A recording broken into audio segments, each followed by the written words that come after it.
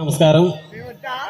సభాధ్యక్షులు painters association అధ్యక్షులు అయినటువంటి వెంకటరెడ్డి గారికి, గౌరవ అధ్యక్షులు జిఎస్ఎన్ గారికి, సీనియర్ పెయింటర్ అసోసియేషన్ నాయకులు కోరుకొండ సుబ్బారావు గారికి, సత్యనారాయణ గారికి, సత్యబాబు గారికి, అలాగే వెంకటేష్ వాడియార్ గారికి, వరలక్ష్మి పెయింట్స్ అధినేత ప్రసాద్ గారికి, మరి ఇక్కడికి ఇచ్చేసినటువంటి 50 మంది పెయింటర్స్ అసోసియేషన్ సభ్యులందరికీ కూడా ముందుగా శిరస్సు వంచి పాదాభివందనాలు తెలియజేస్తున్నాను.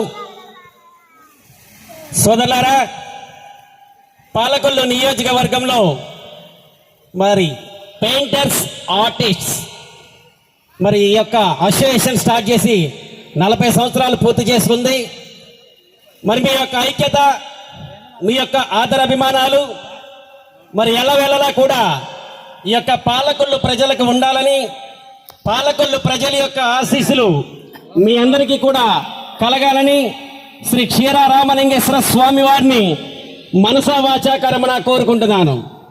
ఎందుకంటే ఒక కులంతో కానీ, ఒక మతంతో కానీ, ఒక ప్రాంతంతో కానీ, ఒక ఊరితో కానీ సంబంధం లేకుండా మరి నియోజకవర్గం మొత్తం కూడా మరి యొక్క పెయింటర్స్ అసోసియేషన్ సభ్యులందరూ కూడా ఈ యొక్క పాలకొల్లు నియోజకవర్గంలో ఉన్నందుకు మనందరం కూడా చాలా గర్వపడాలి. మరి ఇదే ఐక్యత, ఇదే అన్యోన్యత ప్రతి సంవత్సరం కూడా మీ కార్యక్రమాల్ని ఇంకా వేగవంతం చేసి ఇంకా ఉన్నతంగా చేసుకోవాలని మరి మనస్ఫూర్తిగా కోరుకుంటూ, మరి ఇటువంటి కార్యక్రమాలు జరుపుకోవడం వల్ల తన మన భేదం, కుల మత భేదాలు లేకుండా అందరం కూడా కలిసికట్టుగా ఉంటామని ఈ సందర్భంగా తెలియజేస్తున్నాను.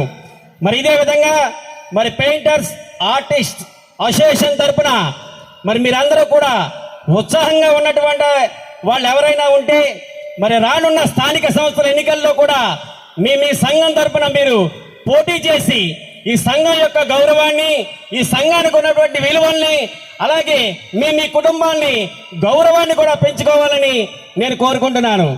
మరి ఇదే విధంగా చెప్పుకుంటూ పోతే కళలకు పుట్టినిల్లు, కళాకారులకు మెట్టునిల్లు ఈ పాలకొల్లు.